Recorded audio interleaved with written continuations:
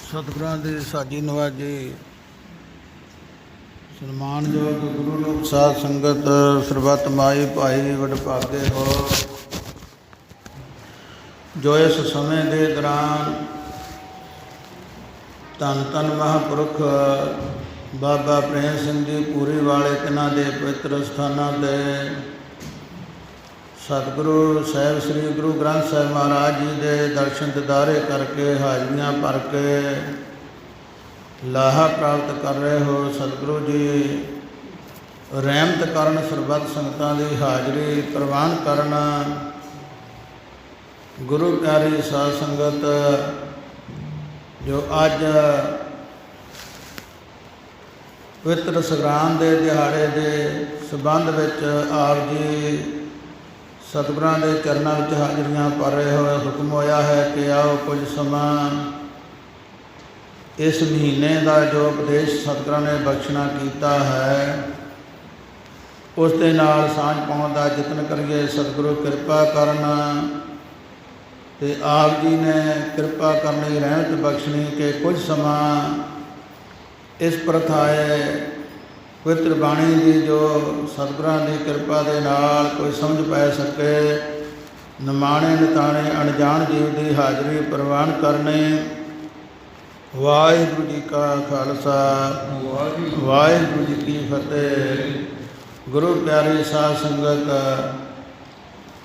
ਅੱਗੇ ਵੀ ਆਪ ਜੀ ਨੇ ਇਹ ਬਚਨ ਸਰਵਣ ਕੀਤੇ ਹਨ, ਪਰ ਫਿਰ ਵੀ ਜੋ ਇਸ ਮਹੀਨੇ ਦੇ ਨਾਲ ਸੰਬੰਧਿਤ ਜੋ ਸਤਿਗੁਰਾਂ ਨੇ ਫਰਮਾਨ ਕੀਤਾ ਉਹਦੇ ਅਨੁਸਾਰ ਜੋ ਮਹਾਂਪੁਰਖਾਂ ਨੇ, ਵਿਦਵਾਨਾਂ ਨੇ ਬਚਨ ਕਰਨਾ ਕੀਤੇ ਹਨ, ਅਤੇ ਉਹਦੇ ਵਿੱਚੋਂ ਕਈਆਂ ਨੂੰ ਹੋ ਸਕਦਾ ਪ੍ਰੇਮੀਆਂ ਨੂੰ ਯਾਦ ਵੀ ਹੁੰਦੇ ਹਨ, ਕਈਆਂ ਨੂੰ ਖਿਆਲ ਭੁੱਲ ਜਾਂਦਾ, ਕਈਆਂ ਨਹੀਂ ਸੁਣੇ ਹੁੰਦੇ। ਇਸ ਕਰਕੇ ਬੇਨਤੀ ਹੈ ਕਿ ਆਮ ਜਿਹੜੀ ਜਗਤ ਦੀ ਰਵਾਇਤ ਹੈ ਦੁਨਿਆਵੀ ਲੋਕਾਂ ਦੀ ਕਿ ਦੋ ਜਿਹੜੇ ਮਹੀਨੇ ਹਨ 12 ਮਹੀਨਿਆਂ ਦੇ ਵਿੱਚੋਂ ਪੋਹ ਦਾ ਮਹੀਨਾ ਅਤੇ ਕੱਤਕ ਦਾ ਮਹੀਨਾ ਜਿਹੜਾ ਹੈ, ਇਹ ਆਮ ਜਿਹੜੇ ਅੰਧ ਵਿਸ਼ਵਾਸੀ ਲੋਕ ਜਾਂ ਹੋਰ ਕਿਸੇ ਨੂੰ ਪੁੱਛ ਗਿੱਛ ਕੇ ਤੁਰਨ ਵਾਲੇ ਗੁਰੂ ਮਾਰਗ ਤੋਂ ਵੱਖਰਾ ਰਸਤਾ ਜਿਨ੍ਹਾਂ ਨੇ ਅਪਣਾਇਆ ਹੈ ਅਤੇ ਉਹਨਾਂ ਦੇ ਮਨ ਵਿੱਚ ਐਸਾ ਇਹ ਖਿਆਲ ਪੈਦਾ ਹੋ ਗਿਆ ਹੈ ਕਿ ਇਹ 2 ਮਹੀਨੇ ਜਿਹੜੇ ਹਨ,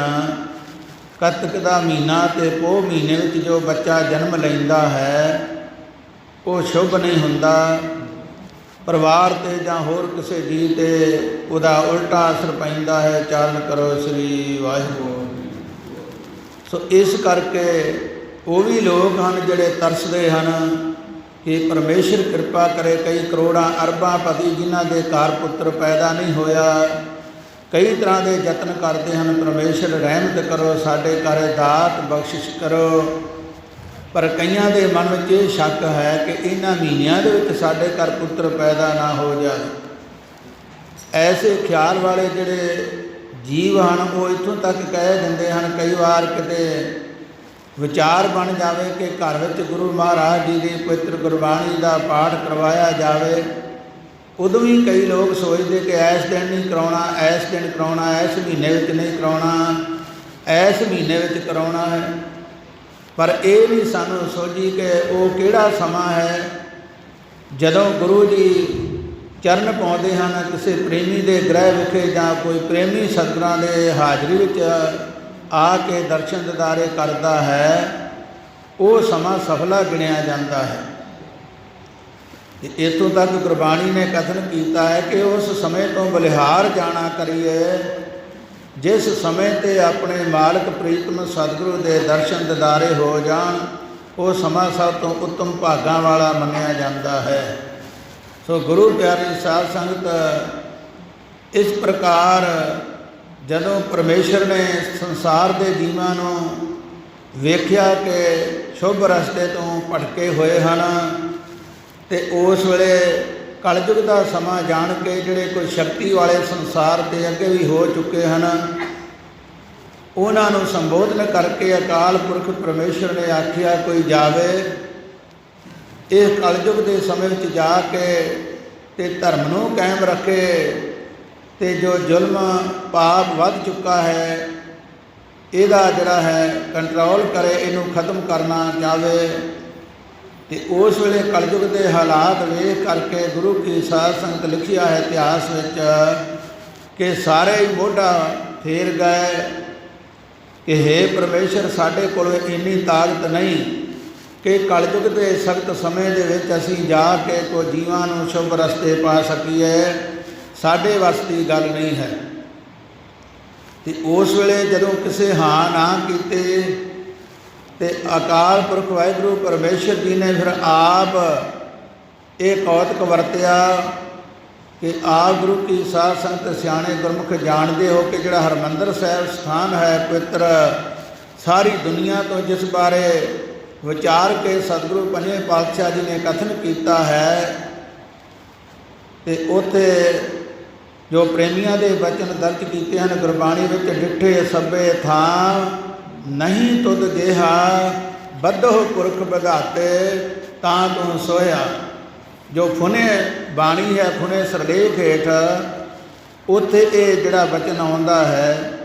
ਕਈਆਂ ਵਿਦਵਾਨਾਂ ਤੇ ਇਹ ਕਿਹਾ ਹੈ ਕਿ ਜਦੋਂ ਪੰਜਵੇਂ ਪਾਤਸ਼ਾਹ ਮਹਾਰਾਜ ਮਾਤਾ ਗੰਗਾ ਜੀ ਨੂੰ ਵਿਆਹੁਣ ਵਾਸਤੇ ਗਏ ਹਨ, ਆਪ ਜਾਣਦੇ ਹੋ ਜਦੋਂ ਉੱਥੋਂ ਦੇ ਲੋਕਾਂ ਨੇ ਵੇਖਿਆ ਕਿ ਇਹਨਾਂ ਦੇ ਨਾਲ ਸਾਧੂ ਸੰਤ ਸਿੱਧੇ ਸਾਧੇ ਕਈ ਆਏ ਹਨ, ਤੇ ਉਸ ਵੇਲੇ ਕੋਈ ਸੋਚਿਆ ਕਿ ਹੁਣ ਕਿਸੇ ਬਹਾਨੇ ਦੇ ਨਾਲ ਇਹਨਾਂ ਨੂੰ ਟਾਲਿਆ ਜਾਵੇ। ਐਸੀ ਬਰਾਤ ਜਿਹੜੀ ਸੀ ਉਹਨੂੰ ਬਹੁਤੇ ਲੋਕਾਂ ਨੇ ਪਸੰਦ ਨਾ ਕੀਤਾ, ਤੇ ਸਿਆਣਿਆਂ ਨੇ ਵਿਚਾਰ ਕੀਤੀ ਹੁਣ ਕੋਈ ਤਰੀਕਾ ਸੋਚਿਆ ਜਾਵੇ ਜਿਸ ਬਹਾਨੇ ਦੇ ਨਾਲ ਇਹਨਾਂ ਨੂੰ ਮੋੜਿਆ ਜਾਵੇ। ਤੇ ਇੱਕ ਸਿਆਣੇ ਬਜ਼ੁਰਗ ਨੂੰ ਪੁੱਛਿਆ ਗਿਆ, ਉਸ ਵੇਲੇ ਜਿਹਦੀ ਉਮਰ ਵੱਡੀ ਸੀ, ਤੇ ਉਹਨਾਂ ਇਹ ਮਤਾ ਪਾਸ ਕੀਤਾ ਤੇ ਕਹਿਣ ਲੱਗੇ, ਭਾਈ ਸਾਡੇ ਪਿੰਡ ਦਾ ਰਿਵਾਜ ਹੈ ਕਿ ਜਿਹੜਾ ਇਹ ਵਿਆਹ ਦੇ ਸਮੇਂ ਪ੍ਰਾਹੁਣਾ ਕਿੱਲਾ ਪੁੱਟ ਦੇਵੇ, ਘੋੜ ਸਵਾਰ ਬਣ ਕੇ ਘੋੜਾ ਭਜਾ ਕੇ ਗੱਡਿਆ ਹੋਇਆ ਕਿੱਲਾ ਜਿਹੜਾ ਹੈ, ਤੇ ਉਸ ਫਿਰ ਇਸ ਲੜਕੀ ਨੂੰ ਵਿਆਹ ਸਕਦਾ ਹੈ ਇਸ ਨਗਰ ਦੇ ਵਿੱਚੋਂ ਜਿਸ ਨੂੰ ਵਿਆਹੁਣ ਆਇਆ ਹੋਵੇ। ਤੇ ਸਤਿਗੁਰੂ ਅੰਤਰਜਾਮੀ ਜਾਣੀ ਜਾਣ, ਉਹਨਾਂ ਨੂੰ ਕੌਣ ਛਲ ਸਕਦਾ ਹੈ। ਘਟ ਘਟ ਕੇ ਅੰਤਰ ਕੀ ਜਾਣਤ, ਭਲੇ ਬੁਰੇ ਕੀ ਪੀਰ ਪਛਾਨਤ। ਪਰ ਸਤਿਗੁਰਾਂ ਨੇ ਕਿਹਾ, ਭਾਈ ਜੇ ਤੁਸੀਂ ਇਸੇ ਗੱਲ ਤੇ ਹੀ ਚਾਹਵਾਨ ਹੋ, ਐਸੀ ਜਿਹੜੀ ਹੈ ਕਿਸੇ ਰੱਬ ਦੇ ਪਿਆਰੇ ਦੀ ਪਰਖ ਨਹੀਂ ਕਰਨੀ ਚਾਹੀਦੀ। ਹੋ ਸਕੇ ਪ੍ਰੇਮ ਦੇ ਨਾਲ, ਨਿਮਰਤਾ ਦੇ ਨਾਲ ਉਹਨਾਂ ਕੋਲੋਂ ਕੋਈ ਸ਼ੁਭ ਜਿਹੜਾ ਉਪਦੇਸ਼ ਲੈਣਾ ਚਾਹੀਦਾ ਹੈ। ਪਰ ਜਦੋਂ ਉਹਨਾਂ ਨੇ ਬਾਰ-ਬਾਰ ਇਹੀ ਕਿਹਾ ਤੇ ਸਤਿਗੁਰਾਂ ਨੇ ਕਿਹਾ, ਭਾਈ ਇਹ ਕਿੱਲਾ ਕੀ ਹੈ, ਜੈਸੀ ਭਾਵਨਾ ਦੇ ਨਾਲ ਤੁਸੀਂ ਇਹ ਬਚਨ ਕੀਤਾ, ਇਹ ਕਿੱਲੇ ਦੇ ਨਾਲ ਇਸ ਪਿੰਡ ਦੀਆਂ ਜੜ੍ਹਾਂ ਪੁੱਟੀਆਂ ਜਾਣੀਆਂ। ਚੱਲ ਕਰੋ ਸ੍ਰੀ ਵਾਹਿਗੁਰੂ।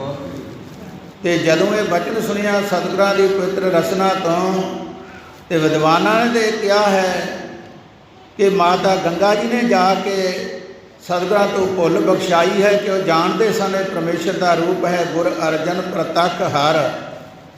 ਪਰ ਜਿਹੜੀ ਵਿਦਵਾਨਾਂ ਦੀ ਗੱਲ ਵੱਖਰੀ ਹੈ, ਗੁਰਬਾਣੀ ਸਾਨੂੰ ਦੱਸ ਰਹੀ ਹੈ। ਜਿਹੜੀਆਂ ਸੰਪਰਦਾਵਾਂ ਨੇ ਇਹ ਵਿਚਾਰ ਦੱਸੀ ਹੈ, ਟਕਸਾਲ ਦੀਆਂ ਪੋਥੀਆਂ ਵਿੱਚ ਗੁਰਬਾਣੀ ਦੀ ਵਿਆਖਿਆ ਹੈ, ਉੱਥੇ ਦੱਸਿਆ ਹੈ ਕਿ ਮਾਤਾ ਗੰਗਾ ਜੀ ਦੀ ਭੈਣ ਜਿਹੜੀ ਹਰ ਹਾਂ ਜਿਸ ਦਾ ਨਾਮ ਹੈ, ਤੇ ਉਸ ਨੇ ਸਤਿਗੁਰਾਂ ਦੇ ਕੋਲ ਆ ਕੇ ਬੇਨਤੀ ਕੀਤੀ।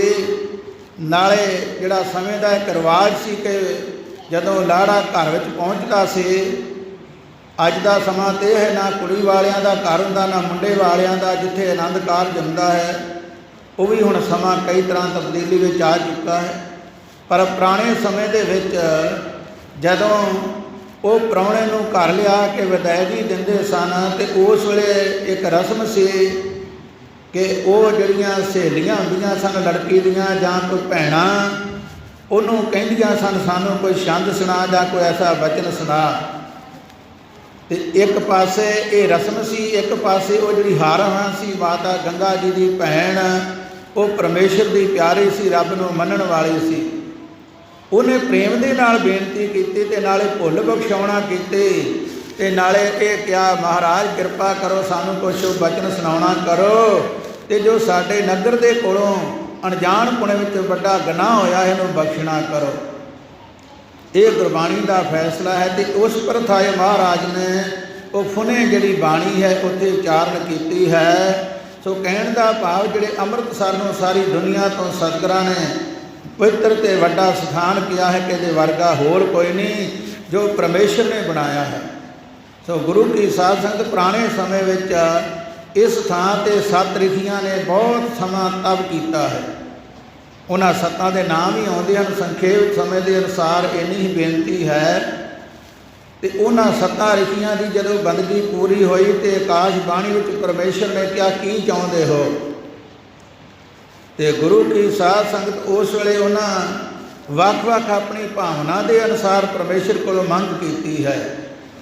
ਇੱਕ ਨੇ ਕਿਹਾ ਮਹਾਰਾਜ ਕਿਰਪਾ ਕਰੋ ਮੇਰੇ ਘਰ ਆ ਕੇ ਜਨਮ ਲੈਣਾ ਕਰੋ। ਇੱਕ ਨੇ ਕਿਹਾ ਮੇਰੀ ਗੋਦ ਵਿੱਚੋਂ ਜਨਮ ਲੈਣਾ ਕਰੋ। ਇੱਕ ਨੇ ਕਿਹਾ ਮਹਾਰਾਜ ਮੈਂ ਤੇਰੇ ਚਰਨਾਂ ਦਾ ਪ੍ਰੇਮੀ ਬਣਿਆ ਰਹਾਂ। ਇੱਕ ਨੇ ਕਿਹਾ ਮਹਾਰਾਜ ਤੁਹਾਡੇ ਘਰ ਵਿੱਚ ਮੇਰਾ ਆਉਣ ਜਾਣ ਦਾ ਰਿਸ਼ਤਾ ਬਣ ਜਾਵੇ। ਇਸ ਪ੍ਰਕਾਰ 7 ਦੀ ਵੱਖ-ਵੱਖ ਮੰਗ ਹੋਈ। ਅਤੇ ਸੰਖੇਪ ਵਿੱਚ ਬੇਨਤੀ ਹੈ ਕਿ ਗੁਰੂ ਪਿਆਰੀ ਸਾਧ ਸੰਗਤ ਉਹਨਾਂ 7 ਰਿਸ਼ੀਆਂ ਦੇ ਵਿੱਚੋਂ ਇੱਕ ਬਰੋਚਨ ਰਿਸ਼ੀ ਹੋਇਆ ਹੈ ਜਿਹੜਾ ਕਿ ਗੁਰੂ ਅੰਗਦ ਸਾਹਿਬ ਭਾਈ ਲਹਿਣਾ ਜੀ ਦੂਜੇ ਜਨਮ ਵਿੱਚ ਆ ਕੇ ਪ੍ਰਗਟ ਹੋਏ ਅਤੇ ਗੁਰੂ ਨਾਨਕ ਸਾਹਿਬ ਜੀ ਦੇ ਵੱਡੇ ਇੱਕ ਸੇਵਕ ਬਣੇ। ਸਾਰੀ ਦੁਨੀਆ ਦੇ ਵਿੱਚੋਂ ਪਹਿਲੀ ਪਰਖ ਦੇ ਵਿੱਚ ਸਾਰੀਆਂ ਪਰਖਾਂ ਵਿੱਚੋਂ ਪਹਿਲੇ ਪੂਰਨ ਗੁਰਸਿੱਖ ਹੋਏ। ਇਸੇ ਤਰ੍ਹਾਂ ਰਾਏ ਬਲਾਰ ਉਹਨਾਂ ਦਾ ਸੇਵਕ ਬਣਿਆ। ਭਾਈਆ ਜੈ ਰਾਮ ਉਹਨਾਂ ਦਾ ਰਿਸ਼ਤੇਦਾਰ ਬਣਿਆ। ਅਤੇ ਇਹ ਮਾਤਾ ਤ੍ਰਿਪਤਾ ਜੀ ਉਹਨਾਂ ਦੇ ਮਾਤਾ ਬਣੇ। ਬਾਬਾ ਕਾਲੂ ਜੀ ਕਲਿਆਣ ਚੰਦ ਉਹਨਾਂ ਦੇ ਪਿਤਾ ਬਣੇ। ਬੀਬੀ ਨਾਨਕੀ ਜੀ ਭੈਣ ਬਣੇ। ਭਾਵ ਉਹਨਾਂ 7 ਰਿਸ਼ੀਆਂ ਦਾ ਵੇਰਵਾ ਸੰਖੇਪ 'ਚ ਲਿਖਿਆ ਹੈ। ਸੋ ਗੁਰੂ ਪਿਆਰੀ ਸਾਧ ਸੰਗਤ ਉਸ ਵੇਲੇ ਉਹਨਾਂ ਦੀ ਜਿਹੜੀ ਇੱਕ ਤੇ ਆਸ ਪੂਰੀ ਕਰਨ ਵਾਸਤੇ ਅਤੇ ਸੰਸਾਰ ਦਾ ਭਲਾ ਕਰਨ ਵਾਸਤੇ ਫਿਰ ਜੋ ਗੁਰਬਾਣੀ ਵਿੱਚ ਕਥਨ ਕੀਤਾ ਆਪ ਨਰੈਣ ਕਲਾ ਧਾਰ ਜਗ ਮੈਂ ਪਰਵਰਿਓ ਨਿਰੰਕਾਰ ਆਕਾਰ ਜੋਤ ਜਗ ਮੰਡਲ ਕਰਿਓ ਸਾਧ ਰੂਪ ਆਪਣਾ ਤਨ ਧਾਰਿਆ। ਫਿਰ ਪਰਮੇਸ਼ਰ ਨੇ ਸਮਾਂ ਵੇਖਿਆ ਕਿ ਹੁਣ ਕੋਈ ਨਹੀਂ ਜਾਣ ਵਾਲਾ ਅਤੇ ਆਪ ਮਾਨਸ ਜਨਮ ਧਾਰ ਕੇ ਅਤੇ ਇਸ ਦੁਨੀਆ 'ਤੇ ਪ੍ਰਗਟ ਹੋਣਾ ਕੀਤਾ। ਕੱਤਕ ਦੇ ਪੁੰਨਿਆਂ ਨੂੰ ਭਾਵੇਂ ਅੱਜ ਦਾ ਰਿਵਾਜ ਜਿਹੜਾ ਹੈ ਅੱਗੇ ਪਿੱਛੇ ਹੇਰਾ ਫੇਰੀ ਦੇ ਨਾਲ ਜਾਂ ਸ਼ਰਾਰਤੀ ਲੋਕਾਂ ਜਾਂ ਅਣਜਾਣ ਪੁਣ ਵਾਲਿਆਂ ਜਿਹੜੇ ਲੋਕ ਹਨ ਅਣਜਾਣ ਪੁਣੇ ਦੇ ਵਿੱਚ ਉਹਨਾਂ ਨੇ ਦਿਨ ਤਿਉਹਾਰ ਬਦਲ ਦਿੱਤੇ ਹਨ। ਪਰ ਜੋ ਪੁਰਾਤਨ ਪ੍ਰਮਾਣਿਕ ਇਸ ਜਿਹੜੇ ਇਤਿਹਾਸ ਹਨ ਉਹਨਾਂ ਦੇ ਵਿੱਚ ਕੱਤਕ ਦੀ ਪੁੰਨਿਆ ਇਹ ਦੱਸੀ ਗਈ ਹੈ। ਇੱਕ ਆਮ ਲੋਕਾਂ ਦੇ ਮਨ ਦੇ ਵਿੱਚ ਇਹ ਵਹਿਮ ਹੁੰਦਾ ਹੈ ਕਿ ਧੀ ਭੈਣ ਦੇ ਘਰੋਂ ਕੋਈ ਜਲ ਪਾਣੀ ਨਹੀਂ ਛਕਣਾ। ਅਤੇ ਸਤਿਗੁਰਾਂ ਨੇ ਕਿਹਾ ਇਹ ਵੀ ਵਹਿਮ ਕੱਢ ਦਿੱਤਾ ਕਿ ਕਿਸੇ ਹੋਰ ਮਾੜੀ ਨੀਤ ਦੇ ਨਾਲ ਧੀ ਭੈਣ ਦਾ ਪੈਸਾ ਖਾਣਾ ਧੀ ਭੈਣ ਨੂੰ ਵੇਚਣਾ ਵੱਡਾ ਪਾਪ ਹੈ। ਪਰ ਜਿਹੜਾ ਪ੍ਰੇਮ ਭਾਵ ਦੇ ਨਾਲ ਜਲ ਪਾਣੀ ਛਕਾਉਣਾ ਹਰ ਗੁਰਸਿੱਖ ਦਾ ਫਰਜ਼ ਹੈ। ਆਏ ਗਏ ਨੂੰ ਘਰ ਵਿੱਚ ਕੋਈ ਵੀ ਆਇਆ ਹੋਵੇ ਅਤੇ ਜੇ ਕੋਈ ਆਪਣਾ ਰਿਸ਼ਤੇਦਾਰ ਛਕ ਲਵੇਗਾ ਤਾਂ ਉਹਦਾ ਪਾਪ ਨਹੀਂ। ਇਸ ਕਰਕੇ ਇਹ ਸਾਰੇ ਵਹਿਮ ਦੂਰ ਕਰਨ ਵਾਸਤੇ ਕੱਤਕ ਦੀ ਪੁੰਨਿਆ ਗੁਰੂ ਨਾਨਕ ਪਾਤਸ਼ਾਹ ਜੀ ਨੇ ਆ ਕੇ ਜਨਮ ਲੈਣਾ ਕੀਤਾ। ਅਤੇ ਜਿਹੜੇ ਜੋਤਿਸ਼ ਵਾਲੇ ਲੋਕ ਜਾਂ ਹੋਰ ਕਈ ਤਰ੍ਹਾਂ ਦੇ ਅੰਦਾਜ਼ੇ ਲਾਉਣ ਵਾਲੇ ਸਨ ਉਹਨਾਂ ਇਹ ਮੰਨਤ ਮੰਨੀ ਹੈ ਕਿ ਪੁੰਨਿਆ 'ਤੇ ਲੜਕੀ ਜਨਮ ਲੈ ਸਕਦੀ ਲੜਕਾ ਨਹੀਂ। ਸਤਿਗੁਰਾਂ ਨੇ ਇਹ ਵੀ ਵਹਿਮ ਕੱਢ ਦਿੱਤਾ ਕਿ ਇਹ ਪਰਮੇਸ਼ਰ ਦਾ ਹੁਕਮ ਹੈ। ਜੰਮਣ ਮਰਨਾ ਹੁਕਮ ਹੈ ਭਾਣੇ ਆਵੇ ਜਾਏ। ਜਦੋਂ ਉਹ ਪਰਮੇਸ਼ਰ ਦਾ ਹੁਕਮ ਹੁੰਦਾ ਹੈ ਉਦੋਂ ਸੰਸਾਰ ਦੇ ਜੀਵ ਆਉਂਦਾ ਹੈ ਅਤੇ ਹੁਕਮ ਦੇ ਨਾਲ ਹੀ ਜਾਂਦਾ ਹੈ। ਇਸੇ ਪ੍ਰਕਾਰ 10ਵੇਂ ਰੂਪ ਦੇ ਵਿੱਚ ਪੋਹ ਦੇ ਮਹੀਨੇ ਵਿੱਚ ਗੁਰੂ ਕਲਗੀਧਰ ਪਾਤਸ਼ਾਹ ਜੀ ਨੇ ਪਟਨੇ ਦੀ ਧਰਤੀ ਨੂੰ ਪਵਿੱਤਰ ਕਰਕੇ ਸ੍ਰੀ ਪਟਨਾ ਸਾਹਿਬ ਤਖਤ ਬਣਾ ਦਿੱਤਾ। ਸੋ ਗੁਰੂ ਪਿਆਰੀ ਸਾਧ ਸੰਗਤ ਬੇਨਤੀ ਹੈ ਕਿ ਜੋ ਇਸ ਮਹੀਨੇ ਦਾ ਫਰਮਾਨ ਹੈ ਕਿ ਕੱਤਕ ਦਾ ਮਹੀਨਾ ਜਿਹੜਾ ਹੈ ਕੱਤਕ ਤੋਂ ਭਾਵ ਹੈ ਕੱਤਣਾ। ਜਿਵੇਂ ਕੋਈ ਸੂਤ ਕੱਤ ਕੇ ਆਪਣੇ ਦਾਜ ਵਾਸਤੇ ਕੋਈ ਲੜਕੀ ਕੋਈ ਬੀਬੀ ਪ੍ਰਬੰਧ ਕਰਦੀ ਹੈ ਕਿ ਅਗਲੇ ਘਰ ਜਾ ਕੇ ਮੇਰੇ ਕੰਮ ਆਵੇਗਾ ਮੇਰੀ ਸ਼ੋਭਾ ਹੋਵੇਗੀ। ਇਸੇ ਤਰ੍ਹਾਂ ਸਤਿਗੁਰੂ ਜੀ ਕਹਿੰਦੇ ਹੈ ਜੀਵ ਤੋਂ ਚੰਗੇ ਕਰਮ ਕੱਤ ਭਾਵ ਚੰਗੇ ਕੰਮ ਕਰ।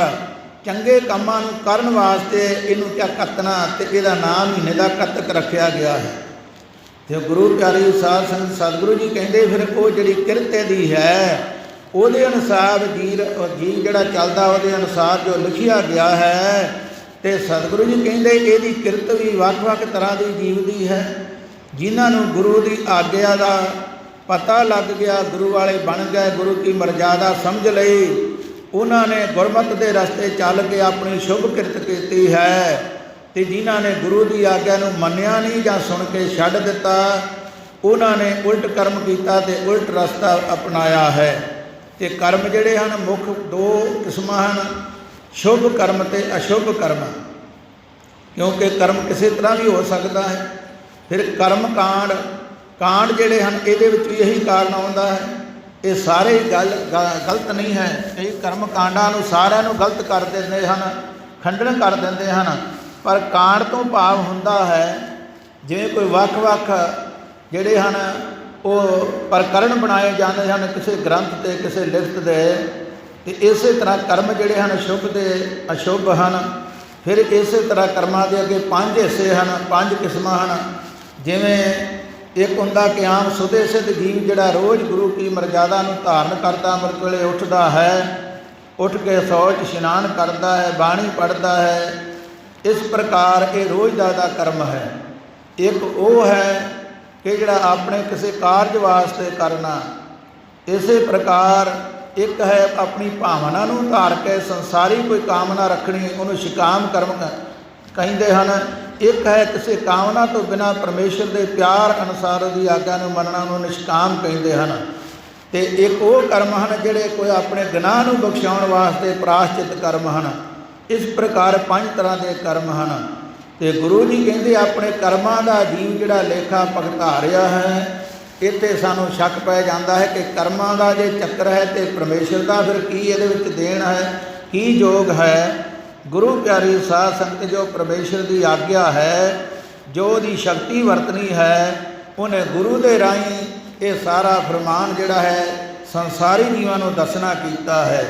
ਭਗਤ ਕਬੀਰ ਜੀ ਕਹਿੰਦੇ ਹਨ, ਬਹੁ ਬਿਧ ਕਹਿਓ ਪੁਕਾਰ ਪੁਕਾਰ, ਕਹੋ ਕਬੀਰ ਜੀਤ ਕੈ ਹਾਰ। ਕਿਉਂ? ਉਹ ਕਹਿੰਦੇ ਹੈ ਜੀ ਹੁਣ ਤੇਰੀ ਮਰਜ਼ੀ ਹੈ, ਪਰਮੇਸ਼ਰ ਤੇ ਗੁਰੂ ਦਾ ਦੋਸ਼ ਨਹੀਂ। ਜਦੋਂ ਗੁਰੂ ਨੇ ਪਰਮੇਸ਼ਰ ਦਾ ਜੋ ਹੁਕਮ ਹੈ ਦੱਸ ਦਿੱਤਾ ਕਿ ਇੱਕ ਚੰਗਾ ਰਸਤਾ ਹੈ, ਇਸ ਚੰਗੇ ਰਸਤੇ ਚੱਲਿਆਂ ਕੀ ਲਾਭ ਹੋਵੇਗਾ। ਇੱਕ ਮਾੜਾ ਰਸਤਾ ਹੈ ਸਾਗਤਾਂ ਵਾਲਾ, ਇਹਦੇ ਵਿੱਚ ਕੀ ਉਲਟਾ ਫਲ ਪ੍ਰਾਪਤ ਹੋਵੇਗਾ। ਅਤੇ ਜਿਹੜੇ ਰਸਤੇ ਜੀਵ ਚੱਲੇਗਾ ਫਿਰ ਉਹਦੇ ਕਰਮਾਂ ਦਾ ਉਹਨੇ ਫਲ ਭੋਗਣਾ। ਪਰਮੇਸ਼ਰ ਨਿਰਵੈਰ ਹੈ। ਇਸੇ ਪ੍ਰਕਾਰ ਜਿਵੇਂ 12ਵਾਂ ਮਾਝ ਦਾ ਵੀ ਆਪ ਜੀ ਨੇ ਪਾਠ ਸਰਵਣ ਕੀਤਾ ਹੈ, ਉਹਦੇ ਵਿੱਚੋਂ ਇਸ ਮਹੀਨੇ ਦਾ ਫਰਮਾਨ ਗੁਰੂ ਪਿਆਰੀ ਸਾਧ ਸੰਗਤ ਉੱਥੇ ਸਾਖੀ ਆਉਂਦੀ ਹੈ। ਉਹ ਥਾਨਕਾ ਇਸ ਮਹੀਨੇ ਦੇ ਪ੍ਰਥਾ ਹੈ ਕਿ ਇੱਕ ਦਿਵਿਓ ਦਾਸ ਕਰਕੇ ਰਾਜਾ ਹੋਇਆ ਹੈ ਅਤੇ ਉਹਦੀ ਇੱਕ ਲੜਕੀ ਸੀ। ਅਤੇ ਉਹ ਜਦੋਂ ਉਹਦਾ ਵਿਆਹ ਕਰਦਾ ਸੀ ਅਤੇ ਵਿਆਹ ਦੇ ਵੇਲੇ ਜਿਵੇਂ ਗੁਰਮਤਿ ਦੇ ਵਿੱਚ ਆਨੰਦ ਕਾਰਜ ਕਿਹਾ ਜਾਂਦਾ ਹੈ, ਜਦੋਂ ਵਿਆਹ ਕਰਦੇ ਸਨ ਉਹਦਾ ਅਤੇ ਉਹਦਾ ਪਤੀ ਉਦੋਂ ਖਤਮ ਹੋ ਜਾਂਦਾ ਸੀ। ਚਾਰਨ ਕਰੋ ਸ੍ਰੀ ਵਾਹਿਗੁਰੂ।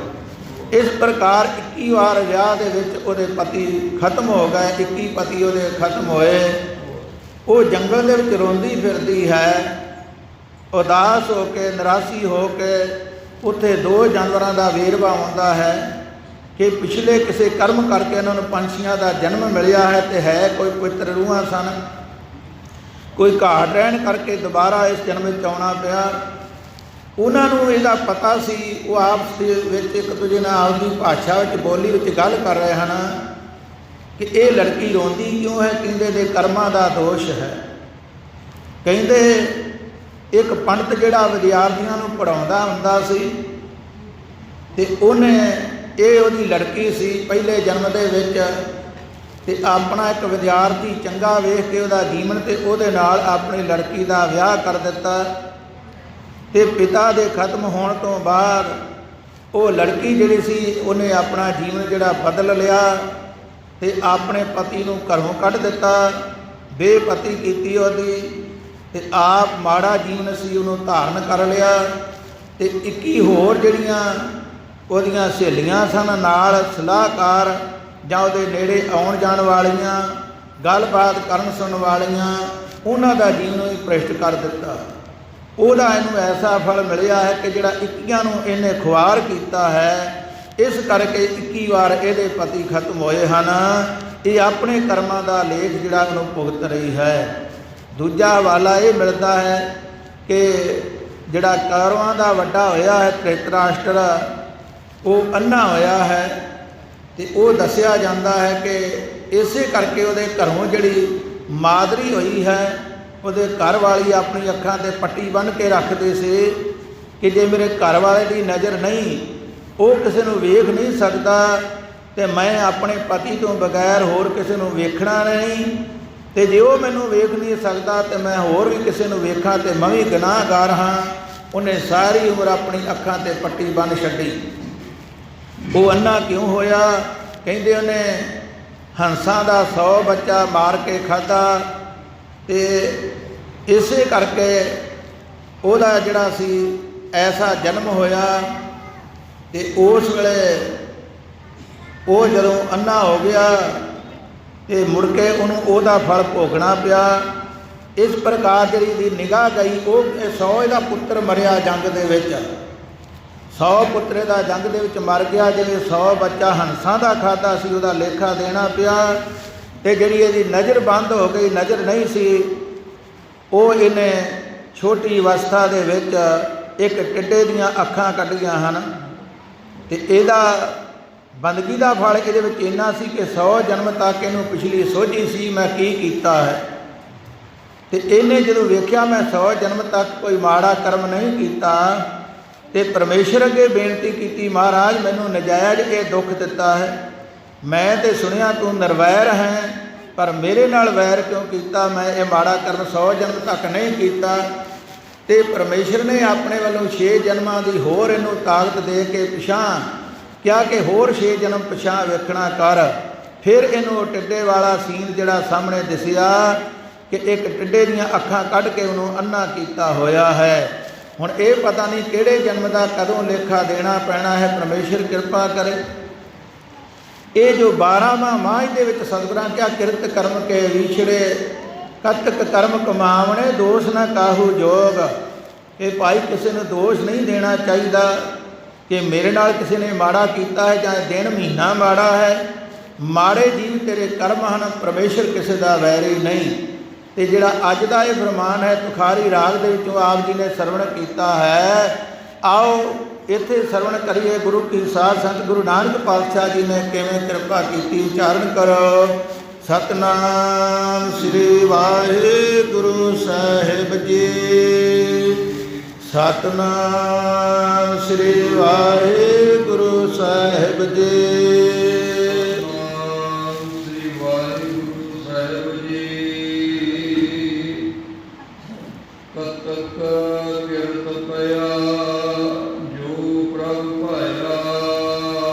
ਗੁਰੂ ਪਿਆਰੀ ਸਾਧ ਸੰਗਤ,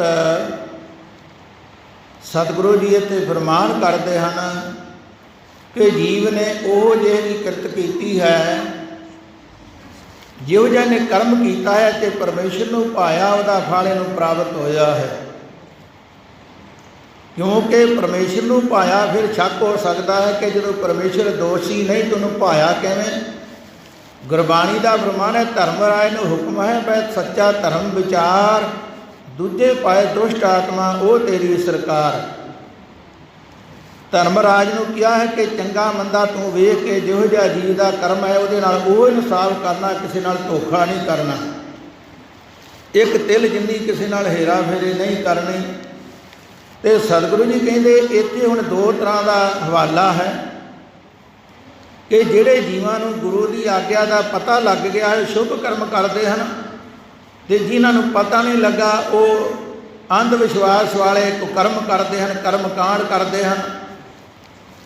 ਉਹਨਾਂ ਦਾ ਵੇਰਵਾ ਇਸ ਤਰ੍ਹਾਂ ਹੈ ਕਿ ਜਿਵੇਂ ਇਸ ਮਹੀਨੇ ਦੇ ਵਿੱਚ ਦੀਵਾਲੀ ਦਾ ਦਿਨ ਆਉਂਦਾ ਹੈ ਤੇ ਲੋਕ ਜਿਹੜੇ ਹਨ ਉਹ ਪਾਣੀ ਵਿੱਚ ਦੀਵੇ ਬਾਲ ਕੇ ਤਾਰਦੇ ਹਨ, ਕੋਈ ਮੜੀਆਂ ਦੇ ਦੀਵੇ ਜਾ ਕੇ ਜਗਾਉਂਦੇ ਹਨ, ਕੋਈ ਰੂੜੀਆਂ 'ਤੇ, ਕੋਈ ਹੋਰ ਕਿਸੇ ਥਾਂ ਜਗਾਉਂਦਾ ਹੈ। ਕਈਆਂ ਨੂੰ ਇਹ ਮਨ ਵਿੱਚ ਵਹਿਮ ਹੈ ਕਿ ਸਾਡੇ ਵੱਡੇ ਜਿਹੜੇ ਪਹਿਲਾਂ ਖਤਮ ਹੋਏ ਉਹਨਾਂ ਨੂੰ ਚਾਨਣ ਹੋਵੇਗਾ, ਤੇ ਇਹ ਨਹੀਂ ਪਤਾ ਵਿਚਾਰੇ ਕਦੋਂ ਦੇ ਕਿੱਥੇ ਪਹੁੰਚ ਗਏ। ਤੇ ਸਤਿਗੁਰਾਂ ਨੇ ਕਿਹਾ ਇਹ ਕਰਮਕਾਂਡੀ ਸੰਸਾਰੀ ਜੀਵ ਜਿਹੜੇ ਹਨ ਅੰਧ ਵਿਸ਼ਵਾਸੀ, ਉਹਨਾਂ ਦਾ ਕੰਮ ਹੈ। ਤੇ ਜਿਹੜੇ ਗੁਰਮਤ ਵਾਲੇ ਹਨ ਗੁਰੂ ਕੇ ਪਿਆਰੇ, ਉਹ ਕੀ ਕਰਦੇ ਹਨ? ਉਹਨਾਂ ਨੇ ਗਿਆਨ ਦਾ ਦੀਵਾ ਜਗਾਇਆ ਹੈ ਅੰਦਰ ਗੁਰੂ ਕੀ ਕਿਰਪਾ ਦੇ ਨਾਲ। ਤਤ ਤੇਲ ਨਾ ਕੀਆ ਬਾਤੀ ਦੀਪਕ ਦੇਵ ਦਿਆਰਾ, ਜੋਤ ਲੈ ਜਗਦੀਸ਼ ਜਗਾਇਆ ਬੂਝੇ ਬੂਝਨਹਾਰਾ। ਸੋ ਉਹ ਗਿਆਨ ਦਾ ਦੀਵਾ ਜਿਹੜਾ ਅੰਦਰ ਬਲਿਆ ਹੈ, ਤੇ ਪ੍ਰੇਮ ਦਾ ਉਹਦੇ ਵਿੱਚ ਤੇਲ ਪਾਇਆ ਹੈ। ਤੇ ਜਦੋਂ ਉਹ ਪ੍ਰਕਾਸ਼ ਹੋਇਆ ਗਿਆਨ ਦਾ ਤੇ ਪ੍ਰੇਮ ਦੇ ਨਾਲ ਅਸਰ ਹੋਇਆ, ਤੇ ਜਿਹੜੇ ਪਰਮੇਸ਼ਰ ਨੂੰ ਜੀਵ ਥਾਂ ਥਾਂ ਤੇ ਭਟਕਦਾ ਸੀ ਲੱਭਣ ਵਾਸਤੇ, ਇਹਨੂੰ ਅੰਦਰੋਂ ਉਹ ਪ੍ਰਗਟ ਹੋ ਗਿਆ। ਗਿਆਨ ਅੰਜਨ ਗੁਰ ਦੀਆ, ਅਗਿਆਨ ਅੰਧੇਰ ਵਿਨਾਸ਼, ਹਰ ਕਿਰਪਾ ਤੇ ਸੰਤ ਭੇਟਿਆ, ਨਾਨਕ ਮਨ ਪ੍ਰਗਾਸ। ਸਤਿਗੁਰੂ ਜੀ ਕਹਿੰਦੇ ਫਿਰ ਉਹ ਪਰਮੇਸ਼ਰ ਨੂੰ ਭਾਇਆ, ਇਹਦਾ ਕੀਤਾ ਹੋਇਆ ਸ਼ੁਭ ਕਰਮ ਜਦੋਂ ਗੁਰੂ ਦੇ ਕਹੇ ਤੁਰਿਆ ਤੇ ਗੁਰੂ ਦੀ ਆਗਿਆ ਮੰਨਣ ਕਰਕੇ ਪਰਮੇਸ਼ਰ ਨੇ ਇਹਦੀ ਕੀਤੀ ਹਰ ਗੱਲ, ਇਹਦੀ ਭਗਤੀ, ਇਹਦੀ ਬੇਨਤੀ ਪ੍ਰਵਾਨ ਕੀਤੀ ਹੈ। ਦੀਪਕ ਸਹਿਜ ਬੜੇ ਤਤ ਜਲਾਇਆ। ਸਤਿਗੁਰੂ ਜੀ ਕਿਰਪਾ ਕਰਦੇ ਹਨ, ਕਥਨ ਕਰਦੇ ਹਨ, ਉਹ ਜਿਹੜਾ ਗਿਆਨ ਦਾ ਦੀਵਾ ਸਹਿਜ ਤੋਂ ਭਾਵ ਕਿ ਸਹਿਜ ਸ਼ਾਂਤੀ ਵਾਲਾ, ਗਿਆਨ ਵਾਲਾ, ਵਿਵੇਕ ਵਾਲਾ। ਸਹਿਜ ਦੇ ਕਈ ਅਰਥ ਬਣਦੇ ਹਨ, ਵੱਖ-ਵੱਖ ਪ੍ਰਕਰਨ ਹਨ, ਕਿਉਂਕਿ ਭਾਸ਼ਾ ਕਈ ਤਰ੍ਹਾਂ ਦੀਆਂ ਹਨ, ਅੱਖਰ ਗੁਰਮੁਖੀ ਦੇ ਹਨ, ਤੇ ਜਿਹੋ ਜਿਹਾ ਪ੍ਰਕਰਨ ਹੈ ਸ਼ਬਦ ਦਾ ਉਹੀ ਉਹਦਾ ਅਰਥ ਬਣਨਾ ਹੈ। ਸਤਿਗੁਰੂ ਜੀ ਕਹਿੰਦੇ ਜਿਹੜੇ ਰੱਬ ਦੇ ਪਿਆਰੇ ਗੁਰੂ ਕੇ ਸਿੱਖ ਹਨ, ਮਰਜ਼ਾਦਾ ਵਾਲੇ, ਕਹਿਣੀ ਕਰਨੀ ਦੇ ਪੂਰੇ, ਬਾਣੀ ਬਾਣੀ ਦੇ ਧਾਰਨੀ, ਉਹ ਵਿਵੇਕੀ ਜੀਵਨ ਉਹਨਾਂ ਦਾ ਬਣ ਚੁੱਕਾ ਹੈ, ਉਹਨਾਂ ਨੂੰ ਗਿਆਨ ਹੋ ਚੁੱਕਾ ਹੈ, ਦਵੈਤ ਤੋਂ ਰਹਿਤ ਹੋ ਚੁੱਕੇ ਹਨ। ਤੇ ਉਹਨਾਂ ਨੇ ਜਿਹੜਾ ਤੱਤ ਪ੍ਰਾਪਤ ਕਰਕੇ ਤੇ ਉਹ ਤੱਤ ਜਿਹੜਾ ਭਾਵ ਅਰਥ ਸਮਝ ਕੇ ਤੇ ਆਪਣੇ ਆਨੰਦ ਨੂੰ ਭੋਗਣਾ ਕੀਤਾ ਹੈ, ਪਰਮੇਸ਼ਰ ਦੇ ਨਾਲ ਇੱਕਮਿਕ ਹੋ ਕੇ ਉਹਨਾਂ ਨੂੰ ਸ਼ਾਂਤੀ ਆਈ ਹੈ। ਦੀਪਕ ਰਸ ਤੇਲੋ ਧਨ ਫਿਰ ਮੇਲੋ ਧਨ ਉਮਾਹੇ ਸਰਸੀ। ਸਤਿਗੁਰੂ ਜੀ ਕਹਿੰਦੇ ਜਿਵੇਂ ਕਿਸੇ ਪਤੀ ਵਰਤਾ ਇਸਤਰੀ ਦਾ ਘਰ ਵਾਲਾ ਘਰ ਦੇ ਵਿੱਚ ਹੋਵੇ ਤੇ ਅੰਦਰ ਹਨੇਰਾ ਹੋਵੇ ਤੇ ਪਤਾ ਨਹੀਂ ਲੱਗਦਾ ਕਿੱਥੇ ਹੈ, ਕਿਉਂਕਿ ਉਦੋਂ ਪੁਰਾਣੇ ਸਮੇਂ 'ਚ ਬਿਜਲੀ ਵਾਲਾ ਸਾਧਨ ਨਹੀਂ ਸੀ। ਤੇ ਫਿਰ ਜਦੋਂ ਉਹ ਦੀਵਾ ਜਗਾ ਕੇ ਵੇਖੇ ਤੇ ਪਤਾ ਲੱਗ ਜਾਂਦਾ ਹੈ ਕਿਹੜੇ ਆਸਣ ਤੇ ਪਤੀ ਬੈਠਾ ਹੈ। ਇਸੇ ਤਰ੍ਹਾਂ ਜਿਹੜੇ ਰੱਬ ਦੇ ਪਿਆਰੇ ਹਨ, ਉਹਨਾਂ ਨੇ ਗੁਰੂ ਕੀ ਮਰਜ਼ਾਦਾ ਨੂੰ ਧਾਰਨ ਕੀਤਾ, ਪਹਿਲਾਂ ਗੁਰੂ ਵਾਲੇ ਬਣਨਾ ਕੀਤਾ, ਗੁਰੂ ਕੀ ਦਸੀ ਮਰਜ਼ਾਦਾ ਅਨੁਸਾਰ ਨਾਮ ਸਿਮਰਨ ਕੀਤਾ ਤੇ ਬਾਣੀ ਬਾਣੇ ਦੇ ਧਾਰਨੀ ਹੋਏ। ਤੇ ਉਹ ਰੋਜ਼ ਦਾ ਅਭਿਆਸ ਜਿਹੜਾ ਜਦੋਂ ਦ੍ਰਿੜ ਹੋ ਗਿਆ, ਪੱਕਾ ਉਹਨਾਂ ਦਾ ਨੇਮ ਬਣ ਚੁੱਕਾ ਹੈ, ਤੇ ਫਿਰ ਸਤਿਗੁਰੂ ਦੀ ਕਿਰਪਾ ਹੋਈ, ਉਹਦਾ ਐਸਾ ਗਿਆਨ ਦਾ ਦੀਵਾ ਅੰਦਰੋਂ ਜਦੋਂ ਬਲਿਆ, ਕਿਰਪਾ ਹੋਈ ਕਿ ਪਰਮੇਸ਼ਰ ਜਿਹੜਾ ਸਾਰਿਆਂ ਦੇ ਅੰਦਰ ਬੈਠਾ ਹੈ ਉਹਨੂੰ ਸਾਹਮਣੇ ਦਿਸ ਪਿਆ। ਕਿਉਂਕਿ ਜਿਹੜਾ ਪੜਦਾ ਹੈ ਦੂਈ ਦਵੈਤ ਦਾ, ਉਹ ਉਹਦੇ ਨਾਲ ਦੂਰ ਹੋ ਗਿਆ ਜਦੋਂ ਗਿਆਨ ਦਾ ਦੀਵਾ ਅੰਦਰ ਜਗਿਆ। ਜੇ ਸਤਿਗੁਰੂ ਕਿਹਾ ਹੈ ਕਿਵ ਸਚਿਆਰਾ ਹੋਈ ਹੈ, ਕਿਵੇਂ ਕੂੜੇ ਟੁੱਟੇ ਪਾਲ, ਹੁਕਮ ਰਜਾਈ ਚੱਲਣਾ ਨਾਨਕ ਲਿਖਿਆ ਨਾਲ। ਉਹ ਜਿਹੜੀ ਕੂੜ ਦੀ ਕੰਧ ਸੀ, ਕੂੜ ਦਾ ਪਰਦਾ ਸੀ, ਹਉਮੈ ਦਾ ਪਰਦਾ ਸੀ, ਉਹ ਗੁਰੂ ਕੀ ਆਗਿਆ ਨੂੰ ਮੰਨਣ ਕਰਕੇ ਦੂਰ ਹੋ ਗਿਆ, ਤੇ ਜਿੱਧਰ ਵੇਖਿਆ ਉਧਰ ਹੀ ਪਰਮੇਸ਼ਰ ਨਜ਼ਰ ਆਇਆ ਹੈ। ਅਵਗਣ ਮਾਰੀ ਮਰੇ ਨਾ ਸੀਜੈ, ਗੁਣ ਮਾਰੀ ਤਾਂ ਮਰਸੀ। ਸਤਿਗੁਰੂ ਜੀ ਕਹਿੰਦੇ ਫਿਰ ਇਹ ਜਿਹੜੇ ਹੋਰ ਕਈ ਤਰ੍ਹਾਂ ਦੇ ਅਵਗੁਣ ਕਰਦੀ ਹੈ ਜੀਵ ਇਸਤਰੀ, ਜਾਂ ਹੋਰ ਕਈ ਤਰ੍ਹਾਂ ਦੇ ਕਰਮ ਕਾਂਡ ਕਰਦੀ ਹੈ, ਸੀਜੇ ਤੋਂ ਭਾਵ ਉਹਨਾਂ ਦੇ ਨਾਲ ਮੁਕਤ ਨਹੀਂ ਹੁੰਦੀ, ਇਹਦੀ ਕਲਿਆਣ ਨਹੀਂ ਹੁੰਦੀ। ਜਿੰਨਾ ਚਿਰ ਗੁਰੂ ਕੀ ਮਰਜ਼ਾਦਾ ਅਨੁਸਾਰ ਕੋਈ ਦਾਨ ਪੁੰਨ ਯਾਤਰਾ ਸ਼ੁਭ ਕਰਮ ਨਾ ਕੀਤਾ ਜਾਵੇ, ਭਾਵੇਂ ਵੇਖੋ ਕਿ ਕਿੰਨੇ ਕਰਮ ਕਰ ਲਵੇ, ਉਹਦੇ ਨਾਲ ਕੋਈ ਲੇਖੇ ਵਿੱਚ ਕੋਈ ਗੱਲ ਆਣ ਕੇ ਮਨਜ਼ੂਰ ਨਹੀਂ ਹੋ ਸਕਦੀ। ਤੇ ਸਤਿਗੁਰੂ ਜੀ ਕਹਿੰਦੇ ਜਦੋਂ ਇਹਨੇ ਸ਼ੁਭ ਗੁਣ ਧਾਰਨਾ ਕੀਤੇ, ਇਹਦੀ ਮਾੜੀ ਬਿਰਤੀ ਖਤਮ ਹੋ ਗਈ, ਮਰ ਗਈ, ਤੇ ਫਿਰ ਉਸ ਵੇਲੇ ਇਹਨੇ ਕਲਿਆਣ ਨੂੰ, ਮੁਕਤੀ ਨੂੰ ਪ੍ਰਾਪਤ ਕਰ ਲਿਆ। ਇਹਦਾ ਜਮਨ ਮਰਨ ਦਾ 84 ਦਾ ਚੱਕਰ ਜਿਹੜਾ ਸੀ ਗੁਰੂ ਨੇ ਕੱਟ ਦਿੱਤਾ ਹੈ। ਨਾਮ ਭਗਤ ਦੇ ਨਿਜ ਕਰ ਬੈਠੇ, ਅਜੋਤ ਨਾੜੀ ਆਸਾ। ਸਤਿਗੁਰੂ ਜੀ ਕਹਿੰਦੇ ਇਸ ਕਰਕੇ ਮਹਾਰਾਜ ਪਤਾ ਲੱਗਾ ਹੈ ਤੇਰੇ ਨਾਮ ਦੀ ਵੱਡੀ ਬਰਕਤ ਹੈ, ਤੇ ਜਿਹੜੇ ਤੇਰੇ ਪਿਆਰੇ ਹਨ ਸ਼ੁਭ ਗੁਣਾਂ ਵਾਲੇ, ਸ਼ੁਭ ਜੀਣ ਵਾਲੇ, ਉਹਨਾਂ 'ਤੇ ਤਰਨਾ ਹੀ ਹੈ। ਪਰ ਇਹ ਪਤਾ ਲੱਗਾ ਹੈ, ਜਿਵੇਂ ਭਾਈ ਗੁਰਦਾਸ ਜੀ ਕਹਿੰਦੇ ਹਨ ਕਿ ਮੇਰੇ ਵਿੱਚ ਕੋਈ ਵੀ ਸ਼ੁਭ ਗੁਣ ਨਹੀਂ, ਅਜੇ ਕਿ ਸਾਰਿਆਂ ਗੁਣਾਂ ਵਿੱਚ ਭਰਪੂਰ ਹਨ। ਤੇ ਫਿਰ ਵੀ ਉਹ ਨਿਮਰਤਾ ਵਿੱਚ ਆ ਕੇ ਸਾਨੂੰ ਜਾਚ ਦੱਸ ਰਹੇ ਹਨ ਕਿ ਮੈਂ ਐਸਾ ਜੀਵ ਹਾਂ, ਮੇਰੇ ਵਿੱਚ ਕੋਈ ਜਿਹੜਾ ਨਾ ਔਗਣ ਹੋਵੇ, ਮੈਂ ਸਾਰਿਆਂ ਔਗਣਾਂ ਦਾ ਭਰਿਆ ਹੋਇਆ ਹਾਂ, ਵਕਾਰੀ ਹਾਂ, ਪਾਪੀ ਹਾਂ, ਔਗਣਹਾਰਾ ਹਾਂ, ਮੈਂ ਪਰਾਏ ਘਰਾਂ ਵੱਲੇ ਤੱਕਦਾ ਹਾਂ, ਆਪਣੇ ਪਤਾ ਨਹੀਂ ਕਿੰਨੇ ਪ੍ਰਕਾਰ ਦੇ ਔਗਣ ਦੱਸ ਰਹੇ ਹਨ। ਤੇ ਕਹਿੰਦੇ ਇੱਕ ਗੱਲ ਦਾ ਮੈਨੂੰ ਯਕੀਨ ਹੋਇਆ ਹੈ, ਤਾਂ ਮੈਂ ਹੌਸਲਾ ਕਰਦਾ ਹਾਂ ਕਿ ਇਸ ਘਰ ਵਿੱਚ ਪਾਪੀ ਵੀ ਤਰ ਜਾਂਦੇ ਹਨ। ਮਿਰਚ ਗੁਣ ਤੇ ਕੋਈ ਵੀ ਸ਼ੁਭ ਨਹੀਂ, ਪਰ ਇਸ ਗੱਲ ਤੋਂ ਭਰੋਸਾ ਹੋਇਆ ਕਿ ਪਾਪੀਆਂ ਨੂੰ ਤਾਰ ਦਿੰਦਾ ਹੈ। ਜੋ ਸ਼ਰਨ ਆਵੈ ਤਿਸ ਕੰਠ ਲਾਵੈ, ਇਹ ਬਿਰਧ ਸੁਆਮੀ ਸੰਦਾ। ਸ਼ਰਨ ਗੁਰੂ ਦੀ ਲੇਖ ਬਦਲਦੇ ਬਿਰਧ ਸੁਆਮੀ ਸੰਦਾ। ਗੁਰੂ ਕੀ ਸਾਧ ਸੰਗਤ। ਇਸ ਕਰਕੇ ਸਤਿਗੁਰੂ ਜੀ ਕਹਿੰਦੇ ਹਨ ਕਿ ਮਹਾਰਾਜ ਮੇਰੇ ਅੰਦਰ ਇਹ ਆਸ ਪੈਦਾ ਹੋਈ ਹੈ ਕਿ ਜਿਵੇਂ ਤੂੰ ਹੋਰ ਕਈਆਂ ਵੱਡੇ ਵੱਡੇ ਪਾਪੀਆਂ ਨੂੰ ਤਾਰ ਕੇ ਤੇ ਆਪਣਾ ਰੂਪ ਬਣਾ ਲਿਆ, ਆਪਣੇ ਵਰਗੇ ਕਰ ਲਿਆ। ਹਰਿ ਕਾ ਸੇਵਕ ਸੋ ਹਰਿ ਜਿਹਾ, ਭੇਦ ਨਾ ਜਾਣੋ ਮਾਨਸ ਦੇਹਾ। ਤੇ ਇਸ ਕਰਕੇ ਤੇਰੇ ਮਿਲਣ ਦੀ ਅਜੇ ਵੀ ਮਨ ਵਿੱਚ ਆਸ ਰੱਖੀ ਹੈ। ਜਿਵੇਂ ਬਾਬਾ ਫਰੀਦ ਜੀ ਦਾ ਕਥਨ ਹੈ ਕਿ ਉਹ ਜਦੋਂ ਕਾਂ ਜਿਹੜੇ ਸਨ ਉਹਨਾਂ ਦੇ ਨੇਤਰਾਂ ਵਿੱਚ ਚੁੰਝਾਂ ਮਾਰਦੇ ਹਨ, ਤੇ ਇਹੀ ਕਾਂ ਬਾਹਰਦੇ ਨਹੀਂ, ਇਹ ਸਾਡੇ ਅੰਦਰ ਵੀ ਕਈ ਤਰ੍ਹਾਂ ਦੇ ਵਿਕਾਰ ਜਿਹੜੇ ਹਨ ਕਾਵਾਂ ਵਾਂਗੂ ਸਾਨੂੰ ਚੁੰਝਾਂ ਮਾਰ ਮਾਰ ਕੇ ਪਾਪਾਂ ਵੱਲੇ ਪ੍ਰੇਰਦੇ ਹਨ, ਔਗਣਾਂ ਵੱਲੇ ਪ੍ਰੇਰਦੇ ਹਨ। ਤੇ ਬਾਬਾ ਫਰੀਦ ਜੀ ਨੇ ਕਿਹਾ ਕਿ ਹੇ ਕਾਗੋ, ਹੋਰ ਭਾਵੇਂ ਮੇਰਾ ਸਾਰਾ ਸਰੀਰ ਜਿਹੜਾ ਉਹਨੂੰ ਨੋਚ ਕੇ ਖਾ ਲਓ, ਪਰ ਮੇਰੇ ਨੇਤਰਾਂ ਦੇ ਵਿੱਚ ਕੋਈ ਚੁੰਝ ਨਾ ਮਾਰਿਓ। ਕਿਉਂ ਕਿ ਮੈਨੂੰ ਅਜੇ ਆਪਣੇ ਪਿਆਰੇ ਦੇ ਮਿਲਣ ਦੀ ਆਸ ਹੈ। ਕਾਗਾ ਕਰੰਗ ਢੰਡੋਲਿਆ ਸਗਲਾ ਖਾਇਆ ਮਾਸ, ਇਹ ਦੋਇ ਨੈਣਾ ਮਤ ਛੋਹ ਫਿਰ ਦੇਖਣ ਕੀ ਆਸ। ਇਸ ਕਰਕੇ ਸਤਿਗੁਰੂ ਨਾਨਕ ਪਾਤਸ਼ਾਹ ਜੀ ਨੇ ਐਸਾ ਹਵਾਲਾ ਇੱਥੇ ਦੱਸਣਾ ਕੀਤਾ ਹੈ, ਹੇ ਪਰਮੇਸ਼ਰ ਕਿਰਪਾ ਕਰ ਜਿਨ੍ਹਾਂ ਚਿਰ ਸਵਾਸ ਹਨ, ਇਹ ਨਾ ਹੋਵੇ ਸਵਾਸ ਪੂਰੇ ਹੋ ਜਾਣ, ਸਵਾਸ ਰਹਿੰਦਿਆਂ ਰਹਿੰਦਿਆਂ ਆਪਣੇ ਨਾਲ ਸਾਡਾ ਮਿਲਾਪ ਕਰ ਲੈ ਸ਼ੁਭ ਰਸਤੇ ਪਾ ਕੇ। ਨਾਨਕ ਮਿਲਹੁ ਕਪਟ ਦਰ ਖੋਲੋ, ਏਕ ਘੜੀ ਖਟ ਮਾਸਾ। ਨਾਨਕ ਮਿਲਹੁ ਕਪਟ ਦਰ ਖੋਲੋ, ਏਕ ਘੜੀ ਖਟ ਮਾਸਾ। ਗੁਰੂ ਕੀ ਸਨਮਾਨਯੋਗ ਸਾਧ ਸੰਗਤ, ਇਸ ਮਹੀਨੇ ਦਾ ਜੋ ਪ੍ਰਮਾਣ ਹੈ, ਇਹਦੀ ਵਿਸਰਾਮਤਾ ਦੇ ਵਿੱਚ ਸਤਿਗੁਰੂ ਨਾਨਕ ਪਾਤਸ਼ਾਹ ਜੀ ਨੇ ਪਰਮੇਸ਼ਰ ਅੱਗੇ ਬੇਨਤੀ ਕਰਕੇ ਸਾਨੂੰ ਇਹ ਤਰੀਕਾ ਦੱਸਣਾ ਕੀਤਾ ਕਿ ਹੇ ਜੀਵ, ਉਸ ਵਾਹਿਗੁਰੂ ਦੇ ਪਰਮੇਸ਼ਰ ਦੇ ਚਰਨਾਂ ਵਿੱਚ ਬੇਨਤੀ ਕਰੋ ਹਰ ਵੇਲੇ ਜਦੋਂ ਵੀ ਹੋ ਸਕੇ, ਕਿਉਂਕਿ ਪਤਾ ਨਹੀਂ ਕਿਹੜੇ ਵੇਲੇ ਦੀ ਅਰਦਾਸ ਉਹਨੇ ਮਨਜ਼ੂਰ ਕਰਨ ਵਾਲੀ ਹੈ, ਕਿਹੜੇ ਵੇਲੇ ਮਨ ਜਿਹੜਾ ਕੋਈ ਟਿਕਾ ਵਿੱਚ ਆ ਕੇ ਬੇਨਤੀ ਕਰ ਲਵੇ ਤੇ ਉਹ ਪੂਰੀ ਹੋ ਜਾਵੇ ਜੋ ਕੀਤੀ ਹੋਈ ਬੇਨਤੀ ਹੈ। ਕਹਿੰਦੇ ਮਹਾਰਾਜ ਕਿਰਪਾ ਕਰੋ, ਮੈਨੂੰ ਆਪਣੇ ਨਾਲ ਮਿਲਾਉਣਾ ਕਰੋ, ਆਪਦੇ ਨਾਲ ਮੇਲਣਾ ਕਰੋ। ਜਨਮਾਂ ਜਨਮਾਂ ਦੇ ਵਿਛੜਿਆ ਕਿਰਤ ਕਰਮ ਕੇ ਵਿਛੜੇ, ਕਰ ਕਿਰਪਾ ਮਿਲੋ ਰਾਮ। ਤੇ ਜਿਵੇਂ ਫਿਰ ਕਿਹਾ ਜਨ ਜਨ ਨਾਮ ਧਿਆਇਆ ਤਿਨ ਕੇ ਕਾਜ ਸਰੇ, ਮਹਾਦੇਸ ਮੂਰਤ ਭਲੇ ਜਿਸ ਕੋ ਨਦਰ ਕਰੇ, ਨਾਨਕ ਮੰਗੇ ਦਰਸਦਾਨ ਕਿਰਪਾ ਕਰੋ ਹਰੇ। ਸਤਿਗੁਰੂ ਜੀ ਕਹਿੰਦੇ ਭਾਈ ਵੇਖੋ, ਮਨ ਵਿੱਚ ਪੱਕੀ ਗੱਲ ਧਾਰ ਲਓ, ਕੋਈ ਮਹੀਨਾ ਕੋਈ ਵਾਰ ਕੋਈ ਸਮਾਂ ਮਾੜਾ ਨਹੀਂ, ਕਿਉਂਕਿ ਸਿਆਣੇ ਕਹਿੰਦੇ ਹਨ ਰੱਬ ਨਾ ਕਿਸੇ ਦਾ ਵੈਰੀ, ਵੈਰੀ ਤੇਰੇ ਐਬ ਬੰਦਿਆ।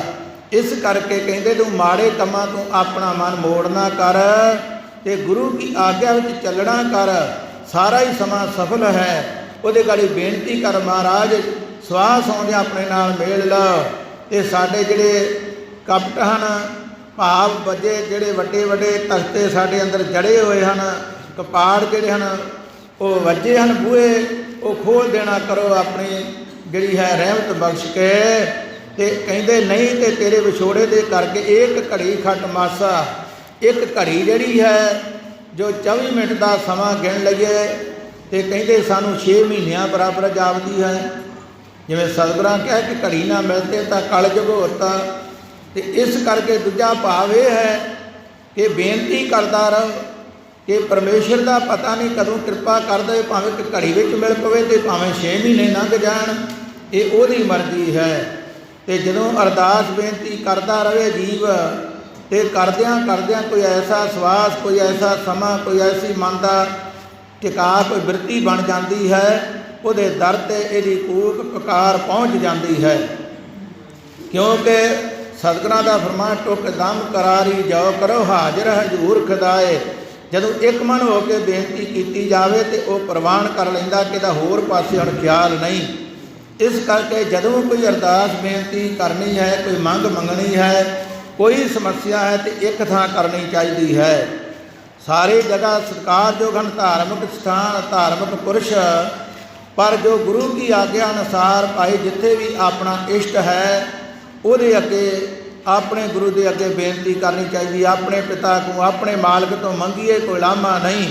ਜੇ ਆਪਣੇ ਘਰ ਵਿੱਚ ਸਭ ਕੁਝ ਹੈ ਤੇ ਦੂਜਾ ਤੋਂ ਮੰਗਣ ਜਾਈਏ, ਸਤਿਗੁਰੂ ਜੀ ਕਹਿੰਦੇ ਘਰ ਹੁੰਦੇ ਜੇ ਮੰਗਣ ਜਾਈਏ ਤੇ ਲਾਮਾ ਮਿਲਦਾ ਹੈ, ਉਹ ਸੋਭਾ ਨਹੀਂ ਹੁੰਦੀ। ਉਹ ਲੋਕੀ ਉਹਦੀ ਬੇਇੱਜ਼ਤੀ ਕਰਦੇ ਹਨ, ਇਹਨੂੰ ਆਪਣੇ ਘਰੋਂ ਕੁਝ ਨਹੀਂ ਲੱਭਾ, ਹੁਣ ਇਹ ਦੂਜੇ ਘਰ ਆ ਕੇ ਮੰਗਣ ਰਿਹਾ ਹੈ। ਇਸ ਕਰਕੇ ਆਪਣੇ ਪਿਓ ਦੀ ਲਾਜ ਰੱਖਣੀ ਹੈ। ਇਹ ਨਹੀਂ ਕੋਈ ਕਹਿ ਦਵੇ ਕਿ ਜਿਹਨੂੰ ਸਾਰਾ ਪਤਾ ਤੇ ਮੰਗਣ ਦੀ ਕੀ ਲੋੜ ਹੈ, ਕਿਉਂਕਿ ਕਈ ਵਾਰ ਮਨ ਵਿੱਚ ਆ ਜਾਂਦਾ ਹੈ ਬਿਨ ਬੋਲਿਆ ਸਭ ਕੁਛ ਜਾਣਦਾ, ਕਿਸ ਅੱਗੇ ਕੀਤੇ ਅਰਦਾਸ। ਉਹ ਤੇ ਸਭ ਕੁਝ ਦਿੰਦਾ ਹੈ, ਪਰ ਇਹ ਮਰਜ਼ਾਦਾ ਨੂੰ ਵੀ ਕਾਇਮ ਰੱਖਣਾ ਕਿ ਆਪਣੇ ਮਾਲਕ ਤੋਂ ਮੰਗਣਾ ਸਾਡਾ ਫਰਜ਼ ਹੈ। ਆਪ ਨਾ ਦਿਓ ਤਾਂ ਲਿਓ ਮੰਗੇ। ਗੁਰੂ ਪਿਆਰੀ ਸਾਧ ਸੰਗਤ, ਇਸ ਕਰਕੇ ਸਤਿਗੁਰੂ ਜੀ ਕਹਿੰਦੇ ਹਨ ਉਹ ਪਰਮੇਸ਼ਰ ਕਿਰਪਾ ਕਰੇਗਾ ਜੇ ਉਹਦਾ ਦਰ ਨਾ ਛੱਡਿਆ ਜਾਵੇ। ਤੇ ਮੰਗਤਾ ਕੋਈ ਨਾ ਕੁਝ ਲੈ ਕੇ ਹੀ ਮੁੜਦਾ ਹੈ, ਖਾਲੀ ਨਹੀਂ ਜਾਂਦਾ। ਜਿਨ੍ਹਾਂ ਨੇ ਮਨ 'ਚ ਪੂਰਨ ਹੱਠ ਧਾਰ ਕੇ ਉਹਦਾ ਦਰ ਫੜਨਾ ਕੀਤਾ ਹੈ, ਉਹਨਾਂ ਦੇ ਪੱਲੇ ਜ਼ਰੂਰ ਕੋਈ ਨਾ ਕੁਝ ਪਾ ਦਿੰਦਾ ਹੈ। ਇਹ ਅੱਜ ਦਾ ਫਰਮਾਨ ਹੈ। ਸਤਿਗੁਰੂ ਕਿਰਪਾ ਕਰਨ। ਗੁਰੂ ਪਿਆਰੀ ਸਾਧ ਸੰਗਤ, ਇੰਨੇ ਸਮੇਂ ਵਿੱਚ ਇਹਨਾਂ ਕੁਝ ਕਹਿੰਦਿਆਂ ਇਸ ਮੂਰਖ ਪਾਪੀ ਅਣਜਾਣ ਜੀਵ ਦੇ ਕੋਲੋਂ ਬੇਅੰਤ ਭੁੱਲਾਂ ਚੁੱਕਾਂ, ਗਲਤੀਆਂ ਗੁਨਾਹ ਹੋਏ। ਗੁਰੂ ਕੀ ਸਾਧ ਸੰਗਤ ਮਹਾਂਪੁਰਖ ਸਤਿਗੁਰੂ ਬਖਸ਼ਣ ਯੋਗ ਹੋ, ਉਹਨਾਂ ਨੂੰ ਨਾ ਚਿਤਾਰਨਾ, ਅੱਗੇ ਤੋਂ ਸੋਝੀ ਬਖਸ਼ਣੀ। ਸਤਿਗੁਰੂ ਰਹਿਮਤ ਕਰਨਾ, ਪੜ੍ਹਦੇ ਸੁਣਦਿਆਂ ਨੂੰ ਲਾਹੇਵੰਦ ਕਰਨ, ਗੁਰਸਿੱਖੀ ਜੀਵਨ ਬਖਸ਼ਣਾ, ਧਰਮ ਦਾ ਪੰਥ ਦਾ ਵਾਧਾ ਹੋਏ, ਏਕਤਾ ਹੋਏ। ਗੁਰੂ ਪਿਆਰੀ ਸਾਧ ਸੰਗਤ, ਹੁਣ ਗੁਰੂ ਕੀ ਕਿਰਪਾ ਦੇ ਨਾਲ ਕੜਾਹ ਪ੍ਰਸ਼ਾਦੀ ਦੇਗ ਵਰਤ ਰਹੀ ਹੈ, ਪ੍ਰੰਤ ਸੇਵਕਾਂ ਨੇ, ਗੁਰਮੁਖਾਂ ਪਿਆਰਿਆਂ ਨੇ ਗੁਰੂ ਕੇ ਲੰਗਰ ਵਿੱਚ ਜੋ ਜਲ ਪਾਣੀ ਦਾ ਪ੍ਰਬੰਧ ਕੀਤਾ ਹੈ, ਕੜਾਹ ਪ੍ਰਸ਼ਾਦੀ ਦੇਗ ਪ੍ਰਾਪਤ ਕਰਨ ਤੋਂ ਉਪਰੰਤ ਗੁਰੂ ਕੇ ਲੰਗਰ ਵਿੱਚ ਹਾਜ਼ਰੀਆਂ ਲਵਾਉਣੀਆਂ, ਗੁਰੂ ਦੀਆਂ ਖੁਸ਼ੀਆਂ ਪ੍ਰਾਪਤ ਕਰਨੀਆਂ। ਦੁਬਾਰਾ ਭੁੱਲਾਂ ਚੁੱਕਾਂ ਦੀ ਖਿਮਾ। ਸਤਿਗੁਰੂ ਰਹਿਮਤ ਕਰਨ। ਜਿਨ੍ਹਾਂ ਗੁਰਮੁਖਾਂ ਪਿਆਰਿਆਂ ਨੇ ਗੁਰੂ ਕੀ ਹਾਜ਼ਰੀ ਵਿੱਚ ਬੇਅੰਤ ਮਾਇਆ ਹਾਜ਼ਰ ਕੀਤੀ, ਸਤਿਗੁਰੂ ਸਰਬੱਤ ਦੀ ਭੇਟਾ ਮਨਜ਼ੂਰ ਕਰਨ, ਦਰੋ ਕਰੋ ਗੁਰਸਿੱਖੀ ਜੀਵਨ ਬਖਸ਼ਣ, ਸੋ ਮਨੋਕਾਮਨਾ ਪੂਰਨ ਕਰਨ। ਨਾਨਕ ਨਾਮ ਚੜ੍ਹਦੀ ਕਲਾ, ਤੇਰੇ ਬਾਣੇ ਸਰਬੱਤ ਦਾ ਭਲਾ, ਜੋ ਬੋਲੇ ਸੋ ਨਿਹਾਲ। ਸਤਿ ਸ੍ਰੀ ਅਕਾਲ। ਵਾਹਿਗੁਰੂ ਜੀ ਕਾ ਖਾਲਸਾ, ਵਾਹਿਗੁਰੂ ਜੀ ਕੀ ਫਤਿਹ।